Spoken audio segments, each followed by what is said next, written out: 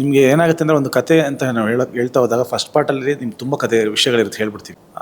Continue ಮಾಡ್ತಾ ಮಾಡ್ತಾ ಮಾಡ್ತಾ ವಿಷಯಗಳು ಕಮ್ಮಿ ಆಗ್ತಾ ಬರುತ್ತೆ, ಇವೆಂಟ್ಸ್ಗಳು ಕಮ್ಮಿ ಆಗ್ತಾ ಬರುತ್ತೆ. ಸೊ ಆವಾಗ ನಿಮ್ಗೆ ತುಂಬ ಚಾಲೆಂಜಿಂಗ್ ಆಗಿರುತ್ತೆ. ನೀವು ಹೇಗೆ ಅದನ್ನು ಸ್ಟೋರಿ ತೊಗೊಂಬರ್ತೀರಾ ಅಥವಾ ಕ್ಯಾರೆಕ್ಟರ್ಸ್ ತೊಗೊಂಬರ್ತೀರಾ, ಅದನ್ನು ಹೆಂಗೆ ಎಂಡ್ ಮಾಡ್ತೀರಾ, ಏನು ಹೇಳಕ್ಕೆ ಕೊಟ್ಟಿದ್ದೀವಿ.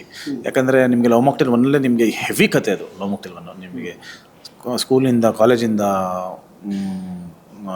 ಅದು ಕೆಲಸ ಆದಮೇಲೆ ಹೆಂಡತಿ ತೀರೋಗೋದು, ಒಂದು 20 ವರ್ಷದ ಜರ್ನಿ ಇದೆ ಹೌದು. ಬಟ್ ನಿಮಗೆ ಪಾರ್ಟ್ 2 ಅಂತ ಬಂದಾಗ ನಿಮಗೆ ಇವೆಂಟ್ ಇರೋದು ಒಂದೇ ಇವೆಂಟು. ಏನಂದರೆ ಡಿಪ್ರೆಷನ್ ಇರ್ತಾನೆ, ಅಲೋಜನೇಟ್ ಮಾಡ್ತಿರ್ತಾನೆ, ಅದರಿಂದ ಆಚೆ ಬರೋದು ಅಷ್ಟೇ ಕತೆ ಅದು. ಸೊ ಅದನ್ನು ನಾವು ಸ್ಕ್ರೀನ್ ಪ್ಲೇ ಮಾಡಿರ್ತಾ ಇರ್ತೀವಿ. ಸೊ ಈಗ 3 ಅಂತ ಬಂದಾಗ ಇನ್ನೂ ವಿಷಯ ಕಮ್ಮಿ ಆಗ್ತಾ ಹೋಗುತ್ತೆ ನಿಮಗೆ.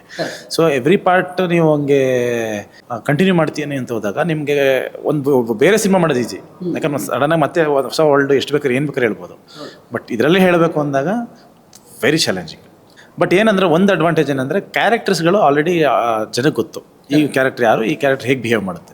ಸೊ ಗೊತ್ತಿರೋ ಕ್ಯಾರೆಕ್ಟರ್ಗಳನ್ನ ಇಟ್ಕೊಂಡು ನಾವು ಹೇಗೆ ಅದನ್ನು ಮುಂದಕ್ಕೆ ತೊಗೊಂಡು ಹೋಗ್ತೀವಿ ಅನ್ನೋದು ಅದೊಂದು ಅಡ್ವಾಂಟೇಜ್ ಇರುತ್ತೆ. ಬಟ್ ಹೇಳೋಕ್ಕೆ ಮಾತ್ರ ವಿಷಯಗಳು ಕಮ್ಮಿ ಆಗ್ತಾ ಹೋಗುತ್ತೆ, ಅದಂತೂ ಇದೆ.